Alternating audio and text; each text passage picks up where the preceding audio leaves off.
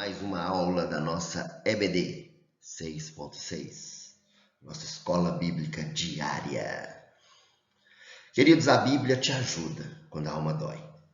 Nessa segunda ministração, vamos ver 3 mentiras sobre a depressão.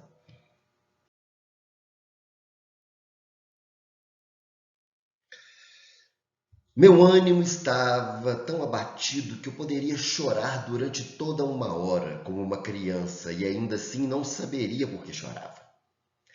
Esta frase é de Charles Spurgeon, conhecido como o príncipe dos pregadores.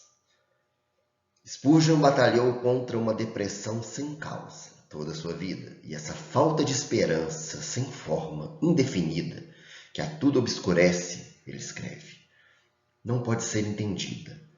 Lutar contra esse tipo de depressão, ele disse, é tão difícil contra lutar como a névoa.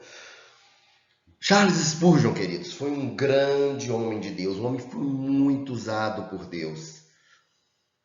Um homem que viveu uma época conturbada, ele viveu no século XIX e foi um grande avivalista. Um homem que conheceu a Deus de forma muito íntima e foi muito usado para pregar a muitas pessoas ali na Inglaterra. Ele dirigiu uma igreja em Londres e ali ele formou muitos ministros, muitos homens de Deus. E suas pregações até hoje impactam muitas vidas. Mas ele, queridos, ele lutou contra uma depressão. Porque a depressão às vezes fala tantas mentiras pra gente.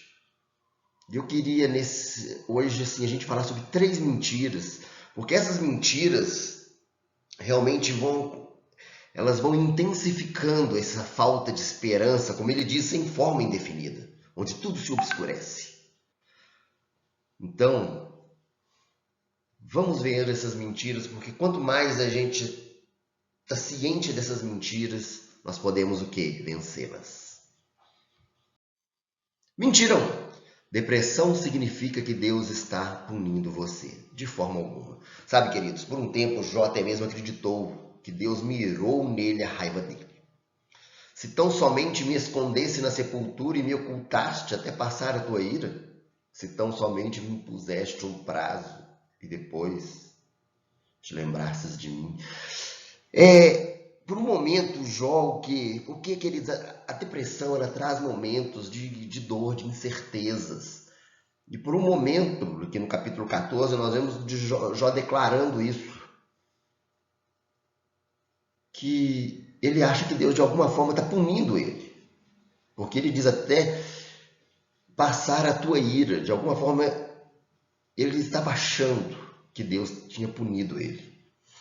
Mas é interessante porque no capítulo 13, no verso 15, ele diz o seguinte: porque ele tinha ainda sua esperança em Deus. Embora ele me mate, ainda assim esperarei nele. Certo é que defenderei os meus caminhos diante dele. O que Jó está dizendo aqui? Que ele ainda estaria o quê? Esperando em Deus. Ele ainda tinha esperança em Deus.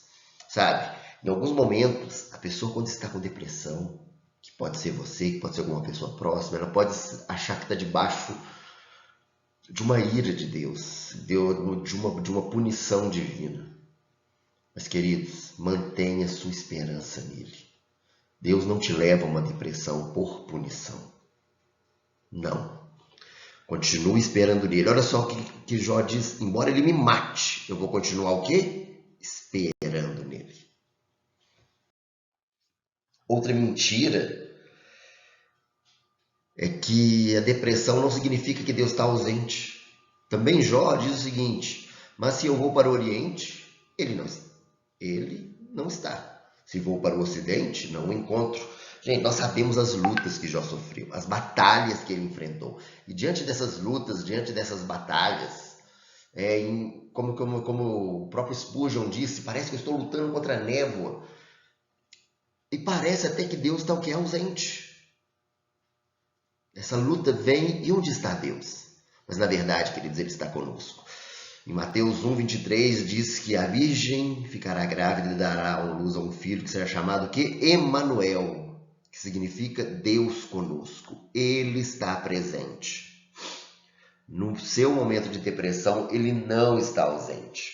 Um dos momentos mais lindos da palavra de Deus está lá no livro de Daniel, capítulo 3, quando aqueles 3 jovens são jogados na fornalha.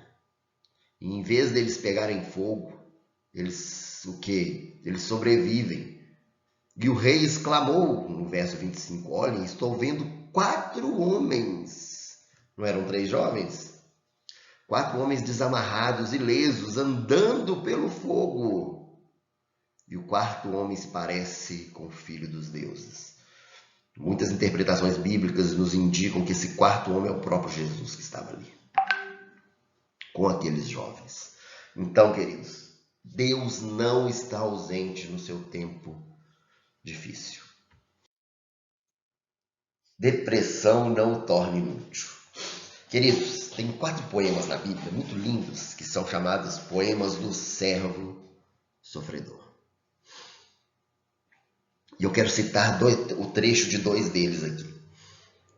Isaías 43, que diz o seguinte: mas agora diz o Senhor, aquele que o criou, ó Jacó, aquele que o formou, ó Israel, não tema, porque eu o resgatei. Eu o chamei pelo nome e você é meu. Queridos, esses 4 poemas falam do servo sofredor. O mais conhecido deles é Isaías 53. Mas são 4 poemas bíblicos ali em Isaías que enfatizam o quê? Que esse servo sofredor era guardado por Deus. Então, mesmo ele passando por um sofrimento, ele não era inútil. Olha só, quando você atravessar as águas, eu estarei com você. Mais uma demonstração, Deus não está ausente. Quando você atravessar rios, eles não encobrirão. Quando você atravessar o fogo, não se queimará. As chamas não o deixarão em brasas. Pois eu sou o Senhor, o seu Deus, o Santo de Israel, o seu Salvador. Dou o Egito como resgate por você, a Etiópia e Sebá em troca de você. Então, ele está com a gente, ele é o nosso quê? Salvador. Ele dará o quê? O Egito como resgate. Quer dizer, ele dará as nações como resgate pela nossa vida. Porque nós somos o quê? Visto que você é precioso e honrado à minha vista. Gente, esses poemas falam essencialmente de Jesus. Mas eles também o quê? Eles são poemas que se referem o quê? Àqueles que viriam. Somos nós, a igreja. Ele o quê? Ele nos ama. Ele te ama. Você não é inútil. E olha só, nós vamos ver outro dos poemas que está lá no Isaías 49.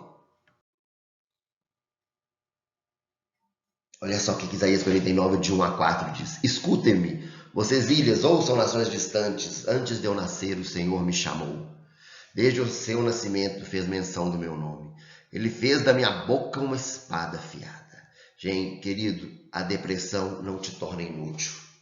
Porque o servo dele está sendo capacitado mesmo em meio às dores. Na sombra da sua mão ele me escondeu, me tornou uma flecha polida, escondeu-me em sua aljava. Nós somos úteis. Olha só o que ele diz no verso 3. Você é meu servo, querido, você é um servo que verá o esplendor do Senhor. Olha só que lindo, queridos. O verso 4. Tenho me afadigado sem qualquer propósito. Tenho gasto minha força em vão para nada. Contudo, o que me é devido está onde? Na mão do Senhor. E a minha recompensa está com meu Deus. Querido, a depressão não te torna inútil. Porque o Senhor continua com você. Ele continua com o propósito para a sua vida. Você continua como uma flecha polida, escondida na aljava de Deus. Então, uma revisão. Mentira 1. Depressão não significa que Deus está punindo você. Não, não significa. A mentira 2. A depressão não significa que Deus está ausente de forma alguma. Ele está com a gente. Depressão não o torna inútil. Você é um servo. E o Senhor continua com você. Obrigado por assistir e que Deus esteja constantemente renovando a sua vida.